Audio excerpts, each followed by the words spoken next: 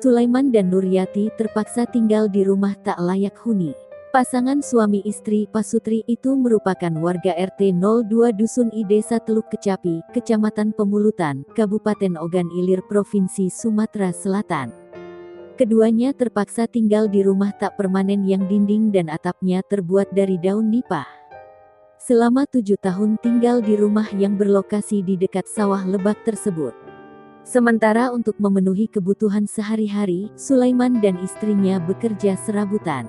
Di antaranya menawarkan jasa merawat kebun dan sawah milik orang lain.